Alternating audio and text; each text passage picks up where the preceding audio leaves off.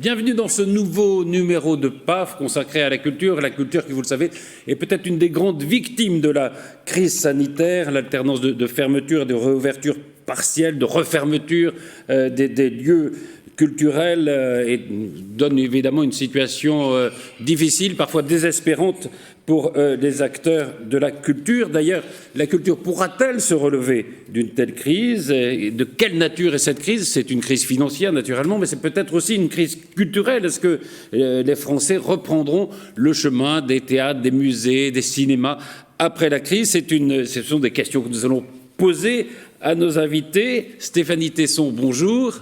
Bonjour. Vous êtes la directrice du théâtre de Poche-Montparnasse, vous êtes aussi auteur, metteur en scène, vous travaillez beaucoup notamment pour le Mois Molière de Versailles. Joséphine Coleman-Berger, bonjour. Bonjour. Vous êtes maire de Plaisir, vous êtes vice-présidente du conseil départemental chargé de la culture. Manon Lamaison, bonjour. Bonjour.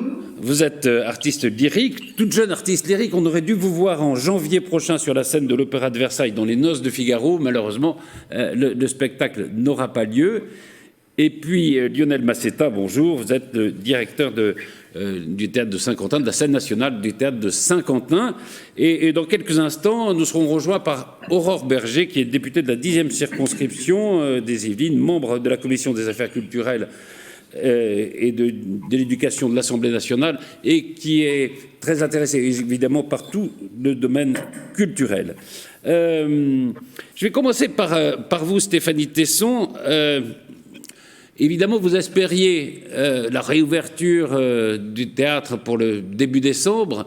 Comment vous avez vécu cette situation, cette refermeture au moins jusqu'en janvier ?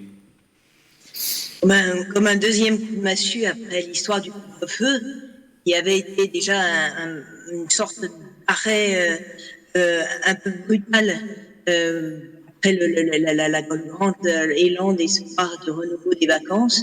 Il y avait eu toutes ces restrictions que nous avions essayé d'appliquer à la lettre. C'était déjà une petite mise en scène à l'intérieur du théâtre, protocole sanitaire, l'accueil du public avec le gel hydraulique, désinfection de tous les sièges entre les spectacles, les distanciations. On avait même acheté des parasols pour mettre les spectateurs à l'abri à l'extérieur.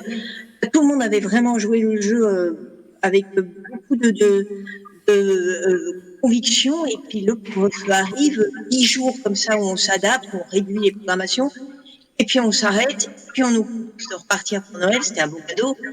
Et à nouveau, les jarrets sont coupés.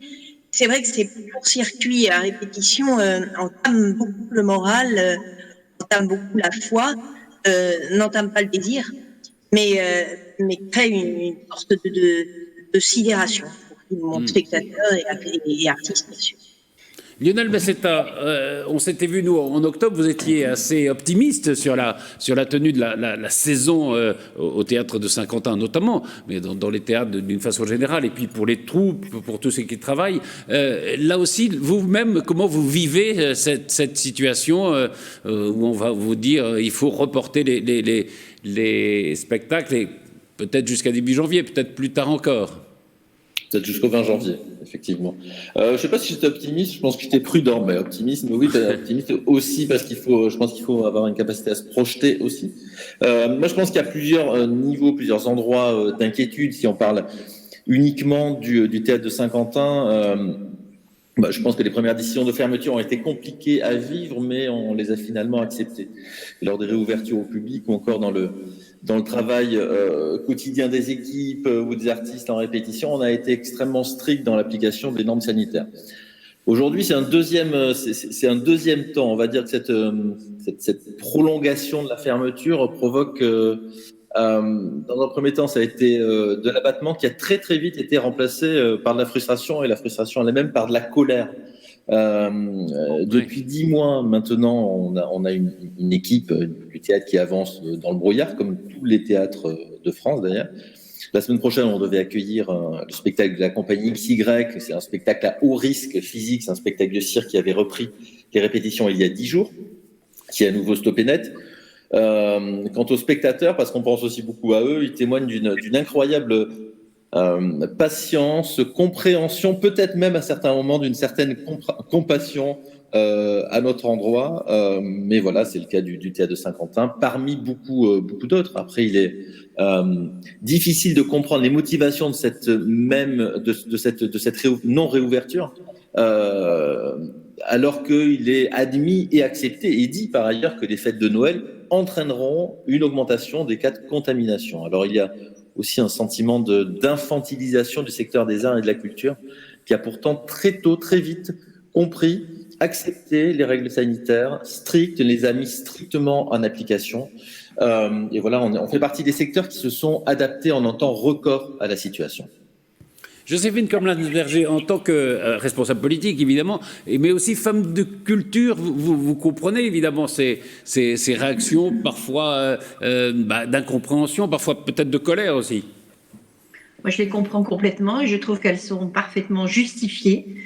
Je considère que la culture n'est absolument pas quelque chose que l'on doit mettre comme non indispensable. Ça me semble fondamental aujourd'hui à plusieurs titres. D'abord parce que, comme le disait Lionel ou comme le disait Stéphanie Tesson, il est clair qu'aujourd'hui, les artistes, les structures, les théâtres, tout ça souffre énormément et on ne comprend pas que justement, avec toutes les mesures qui ont été prises et qui sont d'une grande responsabilité, ne soient pas considérées comme étant, je dirais, des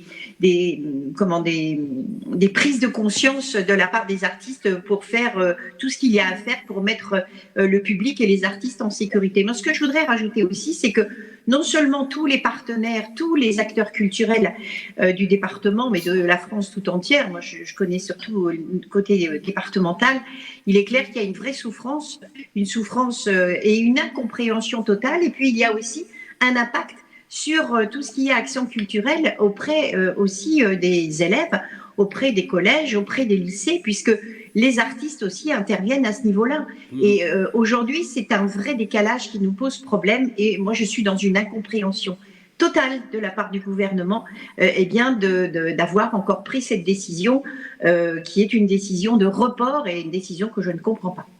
Alors on interrogera Aurore Berger peut-être tout à l'heure, qui défendra peut-être la position du gouvernement. Manon à la maison, vous-même en tant qu'artiste, jeune artiste, vous sortez presque du conservatoire, c'était l'année dernière, vous aviez vos premiers rôles qui arrivaient, notamment dans Les Noces de Figaro. Comment vous vivez aussi cette situation ? Comme vous le dites si bien, je devais jouer dans Les Noces à Bordeaux d'abord, puis ensuite à Versailles, puis à Barcelone. Et c'était pour moi, en tant qu'élève sortant du CNSM, c'est une consécration, vraiment. J'attendais ça avec beaucoup d'impatience. Et puis c'est assez rare de se voir proposer surtout un rôle dans un opéra national après même pas un an après l'étude, quoi. Donc là... C'était déjà quand j'ai appris la bonne nouvelle en avril, je me suis dit bon, c'est pas grave, on va continuer à travailler. Janvier va arriver, on va pouvoir enfin remonter sur scène à ce moment-là. Et là, de nouveau, le confinement, puis les annulations. Donc c'est assez compliqué, c'est surtout difficile de n'avoir aucune perspective. Oui, c'est ça. De se dire jusqu'où on va tenir, comment on va tenir. Donc, je continue à travailler. J'essaie de me dire que ça va reprendre. J'essaie d'avoir vraiment beaucoup d'une nature très positive. Donc, heureusement, je tiens le coup assez bien. Et je continue à travailler avec des ensembles aussi, parce que j'ai des petits ensembles. Et souvent, les petits ensembles, ça coûte moins cher aussi à employer pour des théâtres, des festivals. Donc, je me dis aussi que si on continue à bien travailler, à faire des beaux programmes de concerts et que tout soit prêt au moment de la réouverture, peut-être que ça nous aidera à travailler. Justement, on a eu évidemment en préparant cette émission beaucoup de réactions, beaucoup de vidéos qui nous sont arrivées. Notamment, je vous propose de voir un petit extrait. C'est un garçon qui s'appelle Thomas Gaz, qui est le fondateur de l'association Cinoche de Magny-les-Hameaux, et qui dit comment les gens qui s'occupent du cinéma espéraient en tout cas la réouverture rapide des salles et des lieux de culture. Et on espère que les salles vont pouvoir réouvrir pour que le public puissent retrouver ce lien social, ce loisir d'aller au cinéma ou dans une salle de spectacle, de s'asseoir sur un siège, de regarder avec son petit popcorn. Je pense que ça manque et on n'a hâte qu'une chose, c'est de rouvrir et on se tiendra prêt. Aurore Berger, merci beaucoup de nous rejoindre. Je rappelle que vous êtes députée de la 10e circonscription des Yvelines et membre de la commission des affaires culturelles et d'éducation. Vous êtes quelqu'un qui a milité d'ailleurs pour la réouverture des lieux culturels, qui est très intéressé à la culture. Comment vous vivez cette situation et comment vous comprenez, vous voyez évidemment parfois l'incompréhension ou la colère des acteurs culturels. Qu'est-ce que vous pouvez leur répondre ? Bonjour à vous. C'est évidemment une situation qui est très douloureuse, qui est douloureuse d'abord pour les acteurs du monde culturel qui ne peuvent plus exercer leur profession, leur métier, qui ont peur pour certains d'entre eux de disparaître tout simplement parce que quand on est dans une petite équipe artistique, dans une compagnie, on a la nécessité, l'impérieuse nécessité de pouvoir évidemment continuer à exercer son art. Et donc notre enjeu élu, je vois Joséphine Cosman-Berger, qu'on soit en collectivité territoriale ou qu'on soit ici à l'Assemblée nationale, c'est comment on fait en sorte pendant cette période où la fermeture a dû rester de mise, avec des risques aussi malheureusement sur les mois voire les années qui viennent, de faire en sorte qu'on ait un soutien suffisamment fin qu'il parvienne au bon endroit. C'est-à-dire que non seulement on doit continuer à soutenir des lieux qui sont déjà des lieux subventionnés, mais on doit faire en sorte aussi que toutes les compagnies artistiques aient les moyens de continuer à vivre. Et c'est ça la difficulté en fait majeure qu'on a dans cette crise, c'est qu'on a une multiplicité des statuts, une multiplicité des situations. Vous savez, le monde de la culture est à la fois extrêmement diversifié, mais il est aussi éclaté dans sa représentation. Et la plus grande difficulté, elle est là. C'est faire en sorte que le soutien arrive au bon endroit pour qu'on n'ait pas des artistes qui renoncent à être artistes parce qu'ils ne peuvent plus assumer les mois qui viennent, les semaines qui viennent ou qui restent du fait de la crise. Donc votre travail va être d'essayer de faire en sorte que il puisse passer ce cap difficile. En fait, c'est ça. Oui, nous, notre enjeu, il est là. Vous savez qu'on a évidemment eu des moyens en urgence qui ont été extrêmement puissants. Je pense qu'on est le pays au monde qui a le plus mobilisé pour le secteur culturel. En moyens budgétaires, financiers, c'est une certitude. Vous avez eu une année blanche pour les intermittents. On va regarder d'ailleurs pour qu'elle puisse être probablement même étirée dans le temps encore par rapport à celles et ceux qui n'ont toujours pas pu évidemment continuer à exercer leur métier ou qui n'ont pas pu retrouver de date puisque évidemment un certain nombre d'entre elles ont été annulées ou reportées, avec un risque aussi d'embouteillage d'ailleurs pour l'année 2021 en termes de programmation, que ce soit sur le spectacle vivant ou sur le cinéma. C'est de faire en sorte que ces moyens d'urgence continuent et que cette protection de l'emploi culturel puisse évidemment continuer. Ça, c'est le premier enjeu. C'est continuer à soutenir la diversité des lieux culturels, continuer à soutenir l'itinérance aussi, qui est essentielle sur les territoires. Et puis, assumer aussi de se dire que l'impact, il n'est pas uniquement sur 2020-2021, mais que l'impact en termes de programmation, l'impact en termes de diversité culturelle, il va se mesurer sur 2022 et sur 2023. Et donc, il faut que le soutien de l'État, le soutien des collectivités locales, il ne soit pas uniquement pour cette année d'urgence et de crise absolue, mais qu'il perdure sur un moyen long terme et qu'il ne s'étiole pas dans les 2-3 années à venir. Justement, Stéphanie Tesson et Lionel Massetta, vous programmez les théâtres, enfin dont vous êtes les responsables. Ça pose évidemment des problèmes énormes. C'est le fait qu'on réouvre, qu'on referme, qu'on réouvre à nouveau, qu'on referme peut-être plus tard. Comment on s'en sort dans la programmation même d'un théâtre, Stéphanie Tesson ? De manière un peu arbitraire, c'est-à-dire comme vous disiez au Berger, les artistes continuent à travailler souterrainement et en espérant que le rideau s'ouvre à un moment donné, en espérant être les favoris de ce. Parce qu'on ne sait même pas si, quand on rouvrira, vous disiez le Lionel Massetta fin janvier éventuellement, on ne sait même pas si c'est avec un refeu ou pas. Nous, par exemple, au Théâtre de Poche, on a 4 spectacles par soir puisqu'on bénéficie de 2 possibilités de programmation à 19h et à 21h. Ça change tout si on refait le matin ou pas notre économie. Donc les artistes travaillent gratuitement. Alors on est dans le pur amour de l'art, là, en ce moment, les artistes travaillent souterrainement. Les répétitions continuent d'avoir lieu, puisqu'on y a le droit. Mais ça crée forcément un engorgement et un embouteillage. Et forcément, ça va raréfier la possibilité de jouer pour chacun et les délais de programmation. Mais il va falloir s'y habituer et changer un petit peu la donne. Je faisais la réflexion que le théâtre va devenir un événement, alors qu'il était une habitude. On avait réussi à le faire rentrer dans les mœurs comme une habitude quotidienne. Tout à coup, il va devenir événementiel. Il va refleurir à la faveur d'un festival, il va refleurir à la faveur d'une fête. Et alors, ça lui donne certainement plus de prix aux yeux des spectateurs. Tout à coup, il retrouve une valeur, parce qu'on en a été privé pendant longtemps. Et aux yeux des artistes, peut-être ça va les faire réfléchir autrement et les obliger à des choix ou à des positionnements un peu plus exigeants, peut-être. Lionel Meseta, vous prévoyez évidemment les programmations, elles sont prévues très à l'avance, et donc ça bouleverse totalement votre calendrier. Oui, mais on a une capacité infinie d'adaptation. Bon, on le savait, mais là, on le bien que vous étiez optimiste. Je pense que le deuxième niveau d'inquiétude, et c'est ce qui était évoqué aussi par Aurore Berger, ce sont les artistes eux-mêmes. Un spectacle, ce sont des mois de montage de production, ce sont des mois de répétition, et tant que le spectacle n'a pas été vu, joué en public, il n'existe pas. La confrontation au public fait partie intégrante d'une œuvre. Je ne sais plus qui disait un tableau de Picasso dans un coffre-fort en Suisse, ce n'est pas de l'art. Et c'est pour ça que les artistes créent des spectacles, des œuvres, pour qu'elles soient vues et qu'elles résonnent. Et le drame, c'est que les mois de novembre, décembre, janvier sont des périodes où beaucoup de spectacles sortent, ce qu'on appelle les créations dans notre jargon, peuvent être vus par des programmateurs pour être programmés les saisons suivantes. Aujourd'hui, ces spectacles sont pour beaucoup mornés.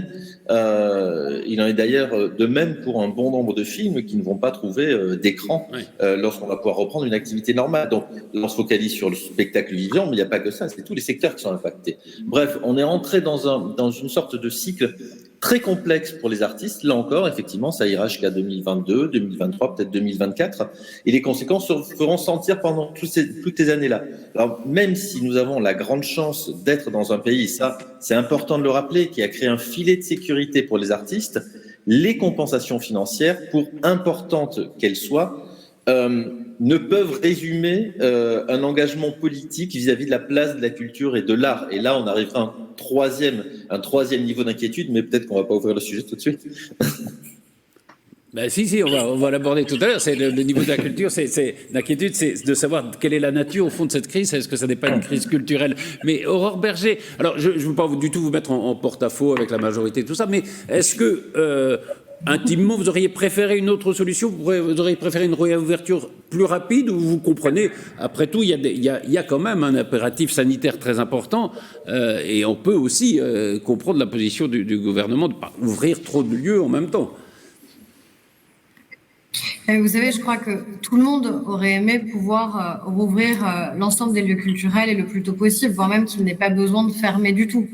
Donc je crois que la question, elle n'est pas là. La question, elle a été à un moment de faire un arbitrage, non pas en considérant qu'on est moins protégé dans un lieu culturel, parce que c'est pas ça qui a été dit, mais en considérant qu'à partir du moment où on devait éviter au maximum les déplacements, on devait éviter au maximum le brassage, ils ont préféré faire ce choix-là, qui n'est pas un choix de gaieté de cœur. Enfin, vous imaginez bien que la ministre de la Culture, elle saute pas de joie en disant tiens, ce matin, est-ce que finalement je vais pas faire exprès de laisser les théâtres, les cinémas ou les musées, l'ensemble des lieux culturels fermés. Donc je pense que personne ne peut penser ça.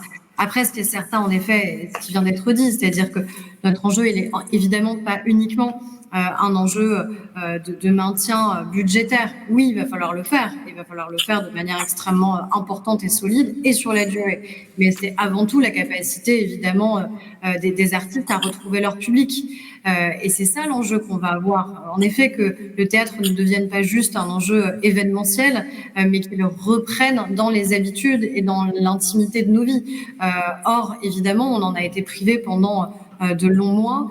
et avec ces difficultés, avec ce virus, avec des risques comme ça de réouverture et d'arrêt, je pense qu'il faut surtout qu'à partir du moment où on rouvre début janvier, je le souhaite très sincèrement, ce soit une réouverture pérenne, qu'on n'ait pas cette logique-là qui est tout à fait délétère où on rouvre quelques semaines, quelques mois avec toute une programmation qui a dû être remise en place, recalée, des spectateurs qui aussi finalement ont retrouvé la confiance et qui n'attendent à mon avis que ça, que de revenir dans les lieux culturels pour ensuite le stopper. Donc c'est ça aussi, c'est de prendre non seulement la bonne décision au moment de la réouverture, mais de donner de la visibilité au monde culturel en lui disant maintenant, bonne fois pour toutes, vous êtes ouverts et vous allez pouvoir le rester. Quitte encore une fois à ce qu'il y ait en effet des conditions, tout le monde se doute bien qu'à partir du moment où on va rouvrir, on rouvrira pas dans les conditions que nous connaissions il y a un an.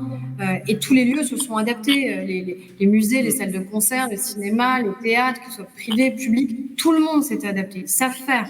Donc maintenant, l'enjeu, c'est une visibilité en matière de soutien budgétaire et aux lieux culturels et aux artistes et aux auteurs, et une visibilité sur la capacité à rouvrir et à pouvoir créer ces enjeux de programmation sur le long terme. Sinon, l'embouteillage qu'on avait évoqué, malheureusement, il va aussi là où il aurait pu être finalement une opportunité. Je pense par exemple aux salles de cinéma. Le fait potentiellement de cette réouverture en décembre aurait pu être une formidable opportunité d'exposition des films français. Parce que justement, on avait très peu de films internationaux qui avaient pris les risques d'être reprogrammés dans cette séquence. À partir du moment où on laisse fermer, l'embouteillage, à un moment, fait qu'on va avoir en concurrence, par exemple, des films français qui sont très attendus, mais aussi tous les films internationaux qui ont décalé leur sortie pour certains d'entre eux. Donc, il y a aussi ça, c'est-à-dire ne pas mettre à mal la diversité culturelle dans notre pays et de notre pays, parce qu'on aurait cet effet d'embouteillage. D'où la visibilité qui est nécessaire. On voit donc que les enjeux sont très importants et les dossiers difficiles à traiter. Mais justement, parlons un peu de la nature de cette crise.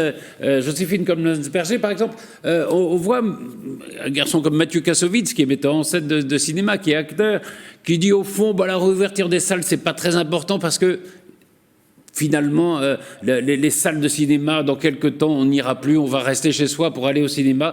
Donc, on va changer de pratique culturelle. Est-ce que vous pensez que derrière cette crise sanitaire, il y a aussi, pour la culture, une crise culturelle ?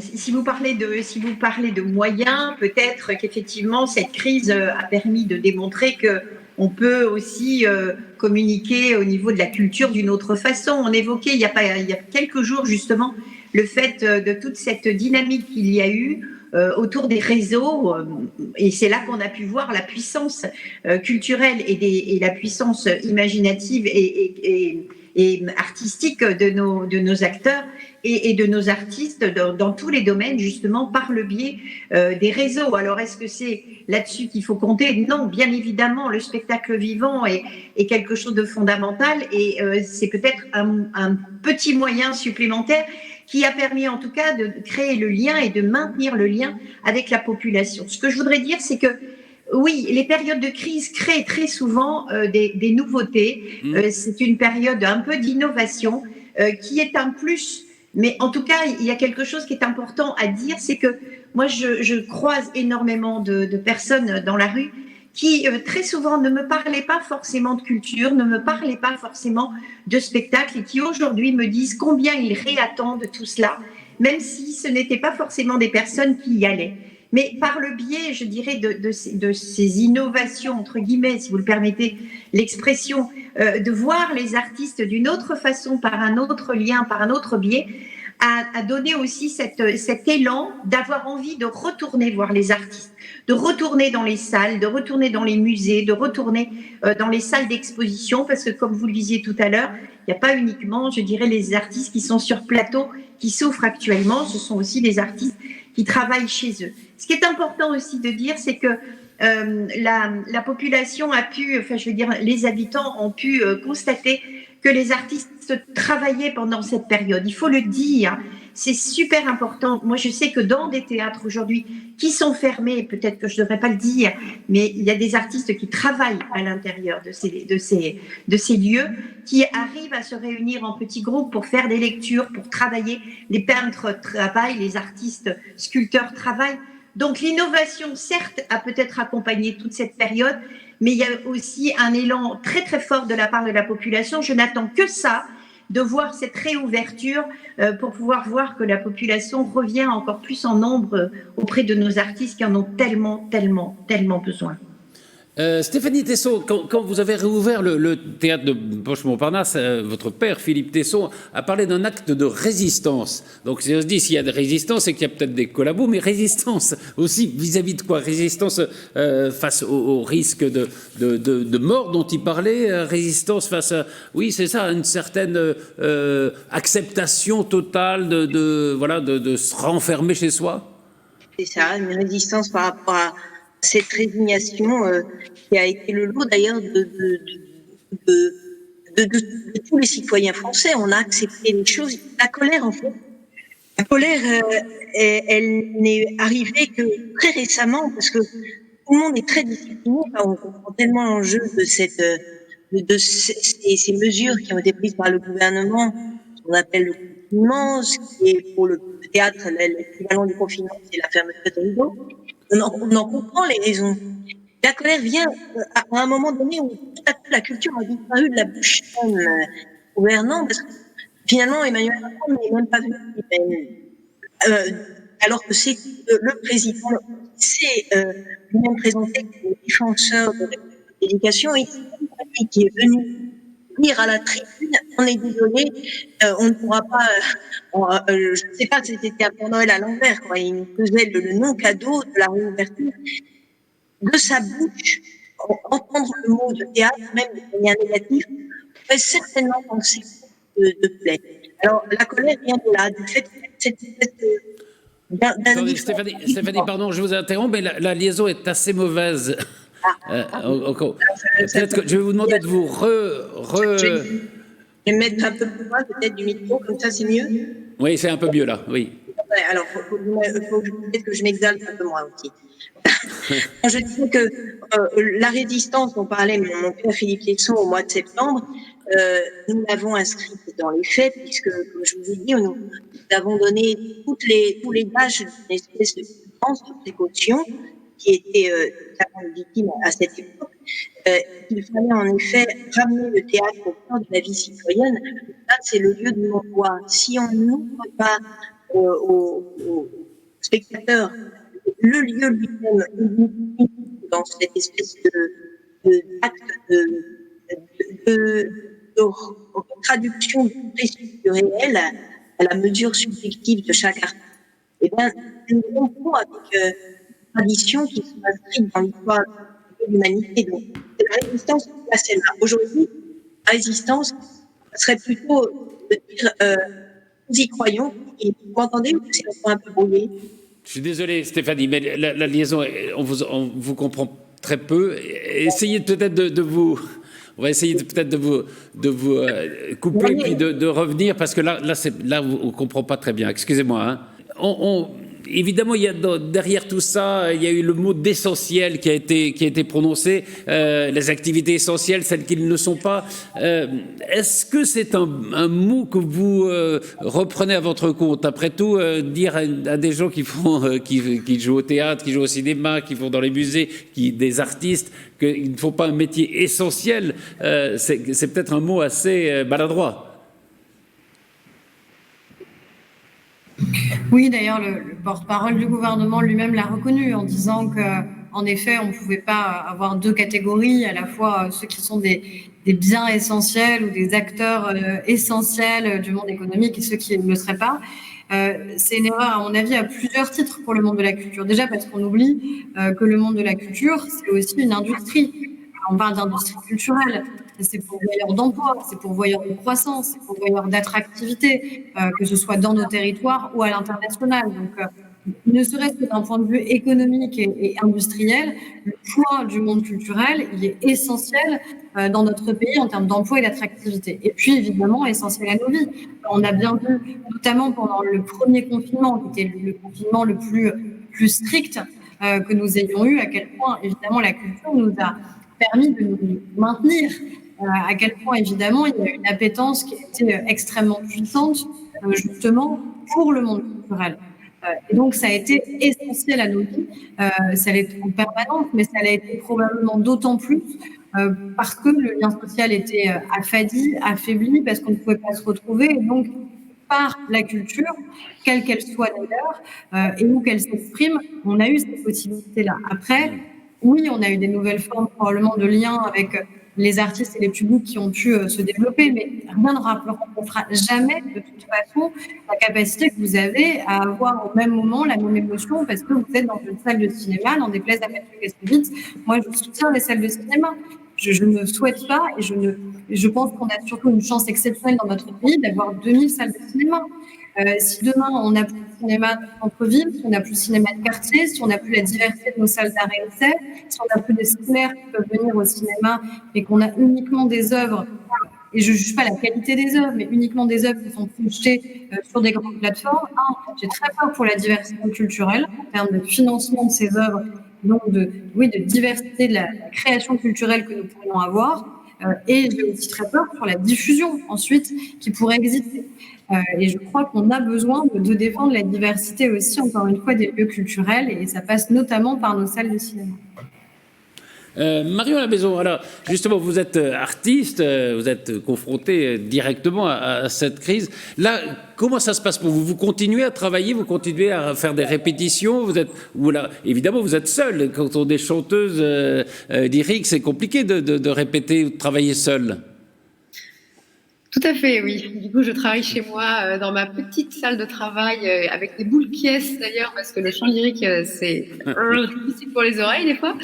Et je travaille beaucoup aussi sur du solo, sur des airs d'opéra pour des auditions parce que les auditions continuent. D'ailleurs, c'est super. J'en aurai 2 ou 3 en janvier et bon, des fois, je me demande aussi pourquoi est-ce qu'elle continue, sachant que, comme vous le savez, quand un opéra est programmé, il est programmé 2-3 ans avant, en fait. Oui, bien sûr. Donc, les programmations sont à très très long terme, mais c'est déjà fabuleux de pouvoir avoir un but, quoi. Et ensuite, j'ai la chance d'avoir du coup autour de moi des chefs de chant et des professeurs aussi pas très loin. Je vis à Aix-en-Provence et j'ai une chef de chant à Marseille qui est super en ce moment. Et d'ailleurs, je vais la voir dans 2 heures. Donc ça me permet aussi de travailler. Et puis ensuite, j'ai plusieurs ensembles. Et dont un quatuor a cappella. Et là, nous avons eu la chance, malgré le confinement, d'être programmés par la ville de Strasbourg en décembre. Et donc, nous sommes venus pour préparer le concert. On continue à travailler. Et surtout à répéter aussi avec les duos piano-chant avec lesquels on a des auditions et des concours peut-être en janvier aussi. Donc, voilà, ça va. Le moral est plutôt bon parce qu'on a du travail sur la planche, même si on n'a pas encore de rémunération et de concert de prévu. Eh oui. Lionel Massetta, on parlait avec Stéphanie Tesson tout à l'heure du mot qu'avait employé Philippe Tesson, justement, du mot de résistance. Qu'est-ce que vous en pensez, vous? Est-ce que vous avez l'impression d'être un peu en résistance par rapport à une atmosphère générale? J'avais le sentiment qu'on avait été très sage, voire peut-être un peu trop attentiste. Alors je sais pas si c'est le terme de résistance. Moi, le terme de résistance, je l'attribue à beaucoup d'autres choses. Non, c'est vrai que pour revenir sur cette décision unilatérale de classer l'art et la culture dans la catégorie des activités non essentielles, oui, ça donne envie de voilà, ça nous touche. Et d'ailleurs, ça dépasse très largement, et c'est ça que je voulais dire aussi tout à l'heure, ça dépasse très largement la question des artistes et de la place des artistes, et ça touche, pour moi, la vision qu'on peut avoir de l'homme. Est-ce qu'on n'est que des télétravailleurs, des consommateurs qui se satisfont et se satisferont de pouvoir faire leurs courses de Noël? Pour moi, ça traduit, au-delà de la fermeture des théâtres ou des établissements culturels et artistiques, un choix politique, un choix de société qui est inquiétant, voire même qui est désespérant dans la présentation que l'on pourrait avoir ou l'idée qu'on pourrait avoir du monde d'après. Moi, c'est ça qui me... pour moi, c'est finalement la chose la plus importante. Je ne veux pas dire que la fermeture des théâtres est et ses conséquences sont un épiphénomène, mais je pense que c'est la valeur symbolique dont on parle peu. On a parlé de beaucoup de choses très pratiques, mais la valeur symbolique de cet acte-là est immense. Et c'est aussi pour ça que je pense un certain nombre d'acteurs de la culture, voire la totalité des acteurs de la culture, des arts vivants, plus exactement, ont décidé de se mobiliser. Et je pense que c'est arrivé, et on a eu cette sensation, ce besoin de se mobiliser, qui est arrivé dès le vendredi matin. Les annonces ont été faites jeudi soir. Dès le vendredi matin, on était tous en liaison les uns avec les autres, parce qu'il y a quelque chose d'inacceptable dans ce futur qu'il semble qu'on nous offre. Voilà, où la dimension artistique et culturelle est finalement extrêmement réduite. J'ai justement, ce qui est peut-être difficile à supporter pour beaucoup d'acteurs dans cette crise, c'est au fond l'incertitude dans laquelle on est. Et on peut comprendre aussi les difficultés de gouverner face à une situation qui est totalement incertaine, totalement imprévisible. Oui, je crois qu'on est tous confrontés en ce moment à cette incertitude, qui qu'on soit, enfin, quels que soient les secteurs d'activité dans lesquels on peut évoluer, qu'on soit élu ou qu'on soit artiste, auteur, et quel que soit encore une fois le secteur d'activité au sein du monde culturel. Et sauf que la difficulté justement, c'est que ce qu'on nous demande le plus à nous élus, c'est donnez-nous de la visibilité, donnez-nous des assurances. Redonnez-nous de la sécurité par rapport à nos métiers, la manière avec laquelle on va pouvoir demain les exercer. Or, cette crise, elle est d'abord une crise sanitaire avant d'être une crise économique qui risque aussi d'avoir des conséquences sociales, et on en perçoit d'ailleurs aujourd'hui déjà des conséquences importantes en termes de pauvreté. Donc la difficulté, elle est là, c'est qu'on a un monde culturel qui est légitime, qui nous demande des assurances et des certitudes, de la visibilité. C'est ça qu'on doit normalement pouvoir donner. Et dans cette crise sanitaire, on jongle en permanence avec des incertitudes. Vous voyez bien sur la question du vaccin, qui pose mille et une questions d'acceptabilité sociale, de capacité des Français à se faire vacciner. Est-ce que toutes celles et ceux qui nous demandent les réouvertures des lieux culturels, des restaurants ou des bars, sont les mêmes Français qui nous disent qu'ils ne souhaitent pas se faire vacciner, alors que c'est notre meilleure garantie demain de pouvoir être protégés. Vous voyez bien aussi, en permanence, il faut savoir jongler avec ça. Donc, la seule certitude qu'on doit aujourd'hui pouvoir donner au monde culturel, c'est d'abord une certitude de soutien, le fameux quoi qu'il en coûte, qui doit pouvoir être porté évidemment sur le monde culturel, et encore une fois, pas uniquement sur 2020-2021, mais sur le long terme, et c'est tant l'État que les collectivités locales, parce que vous savez bien à quel point on est des cofinanceurs, et aussi d'ailleurs le secteur privé qui peut largement contribuer évidemment au soutien, et qui le fait de manière extrêmement récurrente, mais qui s'est rétracté pour des raisons assez évidentes. Le mécénat va pas être extrêmement florissant cette année. Aujourd'hui, beaucoup de lieux culturels en dépendent. On parlait d'art lyrique. Vous voyez bien à quel point le mécénat est aussi extrêmement important et puissant pour le monde lyrique, par exemple. Donc, il faut d'abord qu'on arrive à donner cet engagement-là et cette assurance-là. Et c'est vrai, je rejoins ce que disait Lionel Messeter, il ne faut pas non plus que dans la manière avec laquelle on s'adresse, ou dans la manière avec laquelle les Stéphanie Tesson, parfois on oublie le mot culture, eh bien on donne le sentiment finalement qu'en effet ce serait un à côté, que ce ne serait pas aussi essentiel que d'autres secteurs, alors que ça a justement une valeur symbolique. Je reprends complètement les mots de Lionel Messeter, qui est évidemment puissante. C'est-à-dire que si on a un monde d'après, je ne sais pas si on aura un monde d'après, mais en tout cas si dans les semaines et dans les mois qui viennent, on a progressivement la capacité déjà à retrouver un peu du monde d'avant, mais que ce monde d'avant il est affaibli parce qu'on a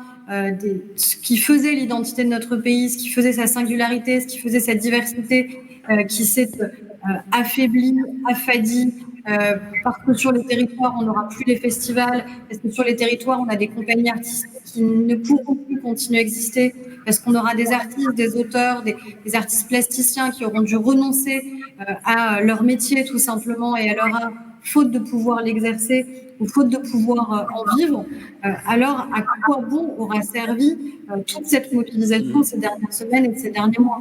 Donc on doit impérativement, encore une fois, maintenir ce soutien sur un très long terme. Alors justement, puisque vous parlez du monde d'après, peut-être on va aborder cette question. Roselyne Bachelot, la ministre de la Culture, espère que pouvoir sortir par le haut de cette crise en définissant une nouvelle culture, dit-elle, une culture de conciliation entre le numérique et le patrimoine. Aurore Bergé, je vais peut-être vous demander peut-être de préciser ce que peut-être la ministre de la Culture veut dire, et puis les réactions des autres participants ensuite. C'est certain que, en tout cas pendant la partie du confinement, et pas uniquement sur le monde de la culture, hein, ça a été le cas par exemple sur toute la partie éducative, on a eu une accélération qui a été extrêmement importante en termes de numérisation et d'accès par le numérique aux œuvres culturelles. Et c'est formidable, ça ne reste pas. Mais ça ne sera jamais suffisant. C'est-à-dire qu'on arrive à développer un certain nombre de nouveaux outils, de nouveaux process qu'on accompagne la numérisation. Là, on va en discuter, nous, dans le cadre du budget, justement, encore ce soir, sur ce qu'on appelle les balcons virtuels. Alors, le monde du théâtre le connaît bien, c'est-à-dire la capacité potentiellement à permettre d'acheter des billets complémentaires qui permettraient d'avoir accès via le numérique en direct à des représentations théâtrales. On aimerait qu'il y ait un soutien budgétaire qui soit accordé sur ce point-là. Donc, qu'on ait enfin un seul espace qui permette aux Français aussi de s'y retrouver dans l'offre culturelle existante et dans l'offre culturelle de proximité à laquelle ils peuvent avoir accès, que l'audiovisuel public aussi joue pleinement son rôle sur la capacité à programmer de la culture et pas uniquement un certain type de culture et pas uniquement à certaines œuvres.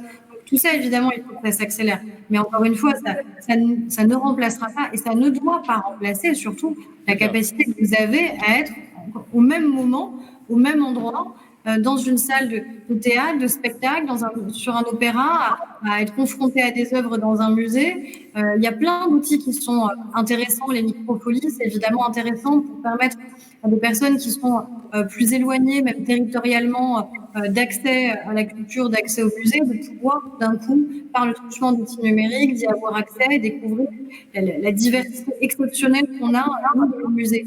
Et ça ne remplace pas la capacité que vous avez de faire venir des enfants qui n'ont jamais été confrontés au Louvre, à Orsay, au château de Versailles, ou dans des petits musées de proximité. Parce que c'est là que va se créer potentiellement une réaction. C'est là que la culture peut avoir un impact. C'est là que ça peut avoir un vrai changement aussi sur votre vie. Ça veut dire qu'on va faire des artistes de tous les enfants de ce pays, mais ça veut dire que par la confrontation avec les œuvres, la confrontation et le lien avec les artistes, la capacité à voir sur un plateau des artistes jouer, produire, je crois que cette émotion-là, rien ne pourra jamais la remplacer. Stéphanie Tesson, vous ne pouvez être que d'accord avec ce que vient de dire Aurore Bergé, c'est-à-dire que rien ne remplacera cette émotion d'aller dans un théâtre, d'avoir des acteurs face à soi qui jouent pour vous. Non, rien ne la remplacera jamais, ça c'est évident. Les petits soucis techniques que nous rencontrons prouvent bien les limites de la technologie. On ne voit jamais un acteur fouiller ou ne pas être entendu sur une scène de théâtre. Et non, ce que je voulais dire, pour aller un peu plus loin que dans la réflexion d'Aurore Bergé, je pense toujours, parce que je suis artiste plus que politique, en termes artistique, et je me dis que cette situation, on a vécu des équivalences sur cette mise en arrêt de la culture, cette purification. Je repense à La Belle au bois dormant. On a vécu dans les siècles précédents des situations similaires, et comme disait Madame Coleman-Verrier, il y a à chaque fois il y a eu une sorte d'émulation, une transformation des inspirations, des exigences, comme je disais tout à l'heure, de la part des artistes. Un artiste continue toujours à rêver, continue toujours à créer, même s'il est enfermé au fond d'un cachot. Et la résistance dont parlait mon père, on a vu ce qu'elle pouvait produire pendant les périodes de guerre, pendant les périodes de disette, pendant les périodes d'enfermement. Les artistes n'ont jamais été aussi prolixes que quand ils ont été bâillonnés. Donc, on peut imaginer qu'il en sortira des merveilles en termes de création. On peut aussi, j'essaye de voir le bon côté des choses, hein, il faut aussi être sommes gâtés. Nous sommes très gâtés parce que nous sommes aidés par le gouvernement et on a de quoi manger et on peut continuer à rêver. Les entrepreneurs, c'est plus difficile parce qu'ils mettent là, vous savez, Lionel Massetta, nous le savons, nous, à l'échelle du théâtre de poche, qui est une entreprise privée soutenue, comme les entreprises privées par le ministère de la Culture, par le biais de l'association du théâtre privé, par le biais de la mairie de Paris aussi un peu. Donc, il y a des aides, ça c'est certain, nous ne sommes pas en train de crever de faim. Et en cela, nous pouvons être reconnaissants. La résistance dont parlait mon père, elle se joue maintenant en termes d'endurance et plus en termes de combat. C'est-à-dire qu'il va falloir tenir bon. Je parle en termes d'entrepreneurs là. Il va falloir tenir bon économiquement et puis aussi par rapport à la reconsidération de notre mission par rapport à ce que nous donnons aux spectateurs. C'est vrai qu'il y avait une sorte de gabegie, de gâchis. On était gâtés. Le théâtre se jouait tous les soirs, on pouvait monter du spectacle. Ça va nous obliger certainement à être plus attentifs dans nos positionnements, dans nos choix, dans nos désirs de proposer aux spectateurs d'autres manières de voir la vie. Et à la lumière de cette crise, vont émerger certainement d'autres désirs de programmation, d'autres désirs d'expression de la part des artistes. Peut-être qu'il va en sortir des choses assez intéressantes. En tout cas, la sélection va être peut-être le mot d'ordre de cette prochaine réouverture. Dieu sait quand elle arrivera. Mais la résistance est de mise puisqu'il faut tenir bon et continuer à inventer, à imaginer et à programmer dans le temps long. Lionel Massetta, justement, si on parle de ce qui se passe dans le monde du théâtre, notamment, on voit bien quand même que cette crise sanitaire a commencé à influer sur les auteurs, à les peut-être les obliger à écrire un peu autrement ou à penser à cette société un peu autrement, déjà. Oui, les artistes sont de toute façon le produit de leur environnement, donc le numérique est très présent dans les arts vivants notamment, pas que, il y a bien des arts numériques aussi, et la crise en fait a accéléré le processus. Nous les théâtres ont dû aussi s'adapter. Je pense que concilier les deux, comme le souhaite Roselyne Bachelot, c'est déjà une réalité qu'on peut aider. Mais j'insiste aussi sur une autre chose, c'est que plus on investira dans le numérique, plus en parallèle, on aura besoin qu'existent aussi des lieux où les gens se retrouvent. Absolument. C'est-à-dire que si on ne tient pas compte de ce besoin de se retrouver, il y aura un moment un rejet massif du numérique. Or, on le voit bien aujourd'hui, le numérique nous importe. Il importe aux artistes.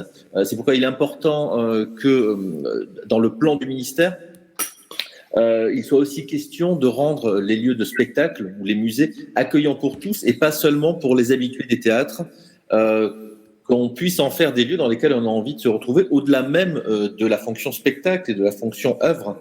Moi, j'ai toujours cet exemple de la médiathèque du Havre. Il y a une quinzaine d'années ou une vingtaine d'années, les politiques se sont demandé comment les bibliothèques devaient encaisser ce changement du numérique. Et il était question à un moment de tout passer au numérique. Or, on se rend compte aujourd'hui, lorsque l'on voit, par exemple, la médiathèque du Havre, que le numérique est présent, mais que ce qui a été travaillé, c'est véritablement les espaces d'accueil, les espaces où les gens, les lecteurs, ont envie de se retrouver. Je pense que c'est un point très important, c'est-à-dire que moi, je suis assez favorable au numérique, à condition que, parallèlement, on n'oublie pas cette dimension et ce besoin que l'on a de se retrouver absolument. De toute façon, c'est la fonction des théâtres. La fonction des théâtres, c'est de rassembler des gens qui ne se ressemblent pas. Absolument. C'est pas l'un contre l'autre, c'est l'un avec l'autre. Et une question justement à Joséphine Coleman-Berger et Aurore Berger. Il y a ce projet de loi qui est en discussion actuellement pour conforter les principes de la République. Justement, la culture et la République, la culture et le lien social, la culture et le vivre ensemble, c'est quand même fondamental pour une société. Il me semble. Moi, je pense que la culture et l'éducation culturelle, c'est un levier indispensable pour une réduction des inégalités. On le voit, c'est quelque chose que l'on ressent je sors un petit peu du terrain là, du monde du spectacle, même si ça en fait fortement partie. Mais ce que l'on voit sur le terrain aujourd'hui, et tout à l'heure on évoquait justement la problématique de cette paupérisation qui se met en place, n'oublions pas que, outre le fait d'apporter tout ce qui est indispensable et essentiel au niveau de la nourriture, du logement et de la protection, bien sûr sanitaire, il est indispensable d'accompagner aussi toute cette population que nous fréquentons et dans laquelle nous vivons aujourd'hui, qui est en grande difficulté, cet apport culturel qui est fondamental.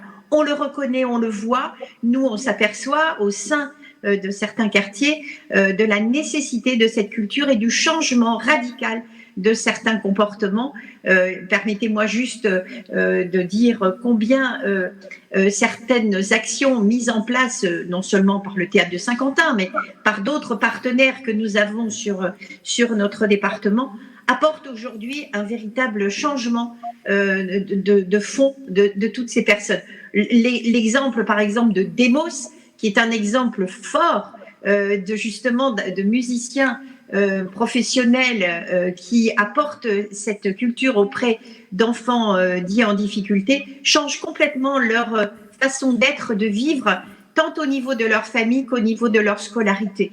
Donc c'est un tout petit exemple, mais qui concerne des centaines d'enfants sur le département, que nombre d'entre vous connaissez. Et je pense qu'aujourd'hui, c'est quelque chose de fondamental. Je pense que la culture, je n'arrive même pas à imaginer qu'on puisse se poser la question est-ce que la culture est indispensable ou fondamentale dans notre société? C'est avant tout l'humain. Moi, j'entends ça, c'est l'humain. Il faut impérativement, et comme le disait Lionel et beaucoup d'entre nous, là, ce matin, on est effectivement dans quelque chose qui est fondamental au niveau de l'émotion et au niveau du rassemblement et de l'humain. Après, tout se décline de façon différente selon les périodes, selon les zones, selon les nécessités, mais en tout cas, l'humain avant tout, l'humain avant tout. Et je ne veux même plus entendre « est-ce que la culture est indispensable dans notre société ?» Ce n'est pas imaginable qu'encore aujourd'hui, à notre époque, on puisse dire ce genre de choses. Je ne l'accepte pas. Excusez-moi d'être aussi vous avez raison. Cela dit, je crois que peut-être qu'il y a eu des inexactitudes dans les mots employés, mais que c'était peut-être pas la volonté de dire qu'elle n'était pas indispensable. Non, mais justement, vous, Patrice, hein, je vous en voulais pas. Non, c'est pas moi qui était en cause.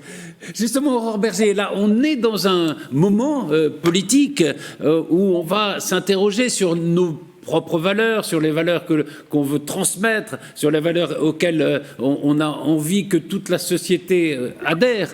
Est-ce que justement la culture n'est pas plus importante que jamais pour définir justement ces valeurs, ce qui nous fait vivre ensemble, ce qui nous fait ce à quoi on aime penser, ce à quoi on aimerait ressembler? Oui, mais évidemment, je partage tous les mots de Joséphine Colspan-Berger sur ce sujet-là, ça ne l'étonnera pas. Je crois fondamentalement à l'éducation artistique et culturelle. Je crois qu'elle est aujourd'hui insuffisante parce qu'elle dépend encore trop souvent du hasard. Elle dépend de la capacité d'avoir ici une collectivité locale qui va s'en emparer, ici un enseignant, ici un artiste qui va proposer. Il faut que ce soit sur du temps scolaire obligatoire. Il faut que ça rentre dans le quotidien de tous les enfants de ce pays. Ça ne peut pas uniquement reposer sur de la chance, du hasard ou une très belle rencontre. C'est formidable pour ceux qui en bénéficient, mais c'est insuffisant. Et là où la culture doit être au contraire justement un facteur de réduction des inégalités sociales, éducatives, territoriales, si ça ne repose que sur de la chance ou du hasard, ça peut même en créer. Donc c'est là où il faut absolument que ce soit sur du temps scolaire obligatoire et que l'éducation artistique et culturelle, qui n'est pas uniquement de la pratique, qui est la rencontre avec les artistes, qui est la rencontre avec les œuvres, qui est aussi la pratique. Demos, orchestre à l'école sont en effet des très beaux exemples de ce lien qui peut se créer, et y compris sur les territoires. Ça doit être pour tout et pour tous. Et ça, je crois que c'est absolument essentiel. Et ce qui est certain, c'est que quand on s'interroge sur les valeurs de la République, on ne peut pas le faire en France sans s'interroger sur la place et le rôle de la culture. Et je crois que c'est absolument indissociable de notre identité, tout simplement. Et ça ne veut pas dire qu'il faille brandir une identité sur une autre, c'est pas du tout l'enjeu. C'est de faire en sorte, évidemment, on défende en vérité la place et le rôle de la culture comme enjeu d'émancipation, en fait. Et je crois que c'est aussi dans cette sortie de crise qu'on espère tous, j'espère que c'est aussi l'un des objectifs qu'on arrivera à atteindre ensemble.